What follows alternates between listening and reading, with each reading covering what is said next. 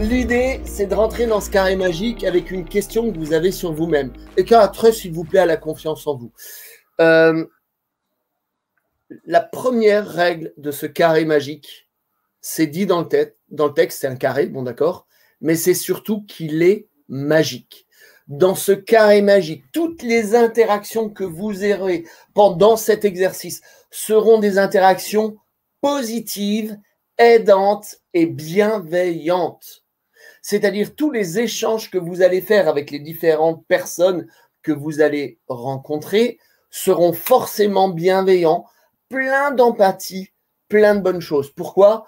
Pour la bonne et simple raison, c'est que on n'est pas face à face. Donc, on ne peut pas nous interagir avec l'ensemble des personnes qu'on a en face de vous.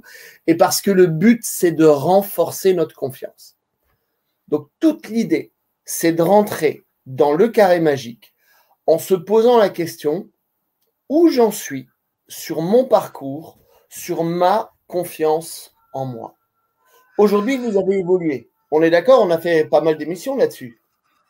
Vas-y, Franck. Je me posais la question, tu parles du carré magique pour là, je peux dire, là, c'est toi le spécialiste parce que tu pratiques beaucoup plus que moi. Pour les gens qui ne connaissent pas, qui nous regardent, c'est juste un carré, comme ça? Un carré avec 9 cases et on est en plein milieu.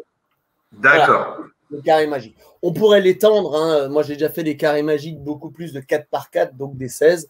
C'est très intéressant aussi. On peut faire plein de choses. Mais le carré magique de base, en fait, il est basé sur 3 choses. On va parler du présent. C'est nous aujourd'hui. Et on va mettre à gauche ou à droite et on va se promener. On va aller voir un ami d'aujourd'hui. Tiens, par exemple, moi, dans mon carré magique, je pourrais aller voir un certain Franck et lui demander à Franck ce qu'il pense de moi par rapport à mon travail, à ce que je suis en train de faire sur ma confiance en moi. Et Franck va me répondre. Alors, toute la petite difficulté, c'est que vous êtes tout seul pour faire l'exercice. Donc, vous allez pouvoir le faire avec le 3e mot de Hippia. Imagination.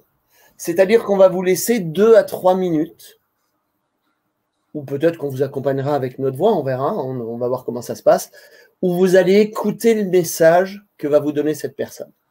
Donc, on démarre, Franck, plutôt que d'expliquer. Pardon, excuse-moi. Donc, je disais, un ami.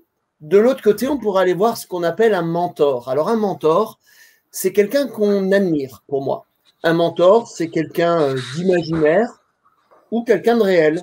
Tiens, je pourrais aller voir Maître Yoda, si j'avais envie de voir Maître Yoda. Ce serait qui pour toi, un mentor ? Quelqu'un de réel. Je peux aller voir Maître Yoda. Il est ouvert. Oui. Il ne se verrait pas sur mon fond. Maître Yoda, oui, ça le fait. Quelqu'un de réel ou d'imaginaire. Mais quelqu'un que j'ai aujourd'hui, que j'apprécie aujourd'hui, alors ça pourrait être un mentor dans mon travail, mais tu vois, Maître Yoda, pour moi, ça m'irait bien. Toi, tu verrais qui en mentor aujourd'hui? Allez, livre-nous un peu, c'est la dernière. Moi, je verrais qui en mentor aujourd'hui Par rapport à la confiance en toi, hein. Moi, j'ai mon mentor depuis 30 ans, qui est Philippe Verneau par rapport à la confiance en moi. Bien sûr. Et voilà. Bon, alors, c'est assez simple. C'est assez simple. On a choisi simple, on va voir des gens là. Mais nous, notez-vous, nous, oula, 1, 2, 3. Vous, notez-nous dans le chat qui pourrait être une personne que vous admirez aujourd'hui et qui, en imagination, cette personne, vous allez pouvoir la rencontrer. Notez-nous. Donc, un mentor, Maître Yoda et Philippe Vernois, avec un peu de chance, ils s'entendraient très bien si on faisait le carré magique ensemble, Franck.